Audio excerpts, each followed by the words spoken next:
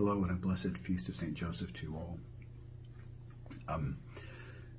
It's been about 4 weeks since I arrived here at Our Lady of Victory, and in that time there's been some challenges. Certainly there's been some anxiety simply with coming to a parish as a recently ordained priest and being concerned about caring for the needs of the parish, making sure that their spiritual needs are met, their pastoral needs are met. And that's certainly was a challenge in coming here and making sure that I was doing everything I needed to do to ensure those things were happening. And then, of course, on top of all that, about a week ago, we started really seeing some great concern because of the coronavirus. And then, in addition to caring for spiritual, pastoral, sacramental needs of the parish, we're also now concerned to make sure we're doing everything we can do to protect our parishioners from harm. And so we've got a number of restrictions in place, but it definitely has caused some anxiety, just wondering, are we doing enough? Are we doing everything we need to do to provide and care for our folks while still ensuring their safety? And that anxiety was put into perspective today, certainly, having read the gospel for today for St. Joseph's feast day, from the second chapter of Luke, about the Holy Family going to Jerusalem to worship, and upon leaving they discovered that Jesus had been left behind, and for a couple of days they didn't know where he was, and they finally found him in the temple. And Jesus' mother says to him, "Your father and I have been looking for you with great anxiety.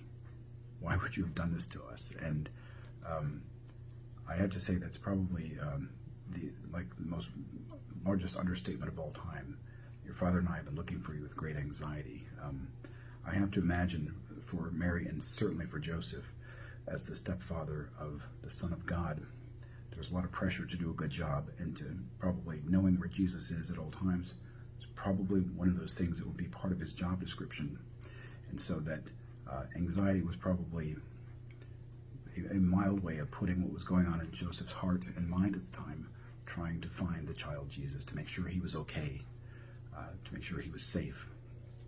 And we, when we think about Joseph, we don't know a lot about what he said, because we have nothing recorded from any of his conversations with Mary or with Jesus. But we do know what he did. We know he was present to the Holy Family. He was present to Mary. He was present to Jesus. He was there for them. He was there to provide for them, to protect them. Whenever their lives were threatened by Herod, he moved them to Egypt to safety and then brought them back. Joseph was there to care for them, to provide for them, to love them, merely through his presence. And that speaks a lot about the great saint that we celebrate today, that he was someone who was present. He was present to Jesus. He was present to Mary. He cared for them. He loved them through that presence, through simply being there for them, to provide for them, to give them comfort, to give them strength. And so he does today, too, for the church. St. Joseph, of course, is the patron of the universal church. And again, he reminds us that he's present and praying for all of us. So, too, the church is present to all of us.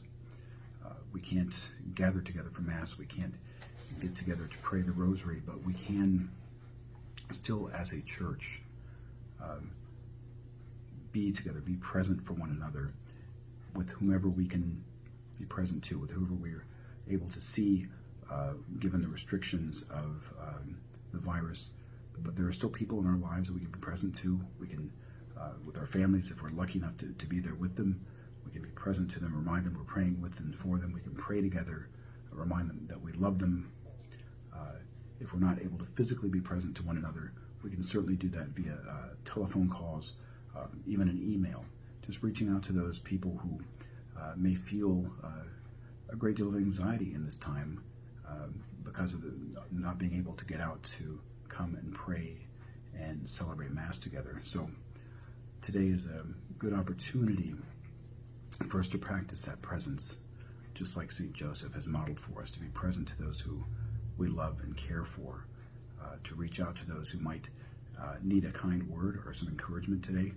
We can certainly do that. And as we continue to navigate through this crisis, please be assured of my prayers for all of you. I ask for your prayers for me as well as we try to make good decisions for providing for the spiritual needs of this parish.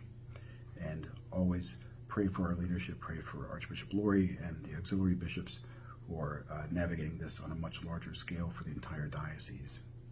Have a great day. God bless you. St. Joseph, pray for us.